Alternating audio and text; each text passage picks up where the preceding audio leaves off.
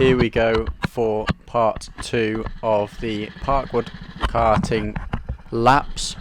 Again, it is just me on this session, just getting used to the track in a very nice 4-stroke biz kart, exactly the same as Team Sport Sheffield, but because they've been kept in a bit of a nicer nick than Team Sport's fleets. It is a tad quicker, and because the track is quite hilly, it doesn't look it on camera, but this is all downhill here, so that will obviously help a little bit with the timings and how quick the kart can go down the hill.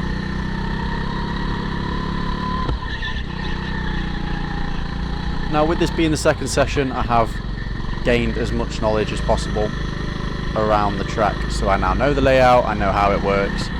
It's just about trying to get a bit more confident in these corners. I'm glad it was a completely dry and quite warm day, to be honest, because that definitely helped me. And we'll just have to see what kind of time I can set. The fastest lap of all time, the lap record here, is a 32 seconds dead flat, so 32.0 seconds. And that was set by a F4 driver, I think, who was actually from Sheffield. I'll have to try and get his name, but he was from Sheffield. This was his local outdoor track, and now he races in F4 GB4, I'm pretty sure. One of the two. It's one of the feeder series.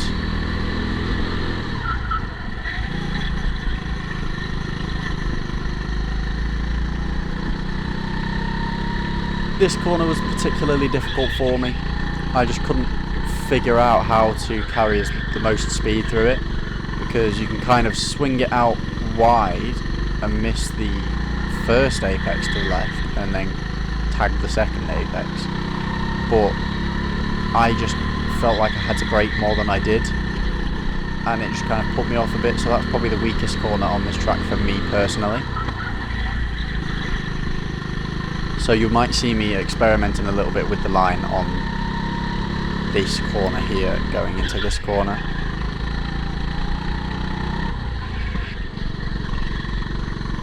That curb there on the chicane as well was also a bit of a pain, because if you tag it with your wheel, then it just makes you understeer quite a bit.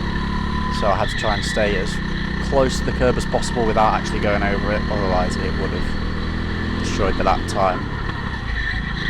Starting to lock the wheels up going into the hairpin as well.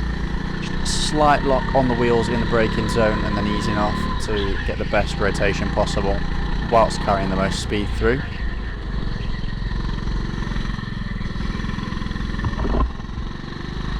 My balaclava was also stuck in the way of my eyes, so you'll see me reaching up for my helmet quite a bit, opening my visor trying to sort that out, which was quite annoying, but hey ho. It's my fault at the end of the day for not putting my balaclava on properly. So I just had to kind of deal with it throughout. You'll see me reaching a lot, but just annoying really.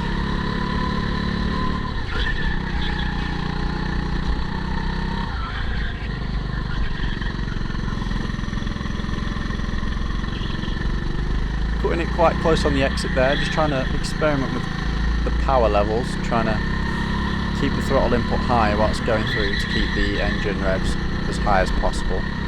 As with them being 4-stroke engines, they haven't got the best acceleration, so keeping those engine revs high as possible is basically the key. As I go very wide there and almost slam into a tyre, and that was just because I got a bit distracted by the apex of that corner. I thought I'd hit the barriers, and I was just checking over to see if I'd actually hit a tyre off of the wall and onto the track, so I know whether to let the marshal know, and I didn't, thankfully, but then I wasn't focusing on where I was going ahead of me, and that caused me to almost hit into a different tyre.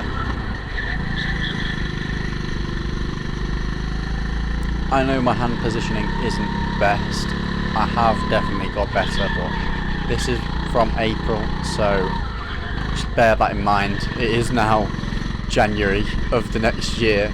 I am still quite behind, but I am getting through them slowly and slowly. But yeah, my hand position has definitely got better since this was recorded.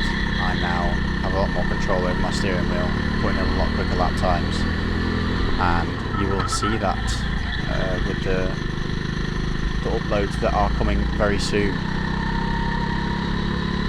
I know this isn't the most exciting of videos. I would much rather be fighting from the back of the pack and trying to cut through some other drivers in a much more interesting scenario. But this is something that is very key to a lot of racing drivers, and that is literally just putting in laps, trying to experiment on different lines and different braking points, different throttle inputs, and just trying to find the best lines possible to get the best times possible. And that comes with a lot of practice on sessions like this, where it's just completely empty, you've got the track to yourself, or there's very little people on the track with you, and you've just got to try and do the best in the circumstances which you've got. And in this case, a bone dry day that is sunny and warm on a new track to me, so I'm not very familiar with it, but that's not going to stop me from trying to get the best times possible around here and gain as much experience around this track as possible, because I know that this track doesn't do any sort of competitive racing anymore, in the sense of like a championship or any events that people can go to like Team Sport do. It is mainly just a track for like corporate events and things like that, or you can do like family race sessions, and that's all pre-booked. Maybe if you have a lot of friends going out for a birthday party or something like that, or you just want to have a weekend with your mates, then it's a good track to come down to, as it's very fun, the karts are a bit quicker, you've got a bit more open space. The lap is half the time that Sheffield is at Team Sport, but at the same time it's a lot more of an overtaking track.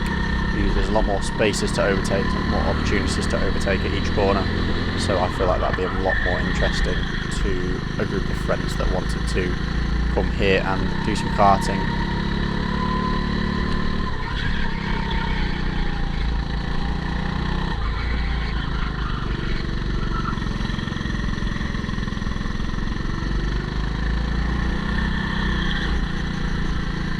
Now before I end the video, we have to end it with the fastest lap of the session and of the day. Starting off keeping it tight to the right hand side, then going over to the left hand side, locking up the brakes nicely and keeping it quite nice and tight to straight line it over that little shortcut there. Tight to the left, swing it out right, and then back in to hook the left through.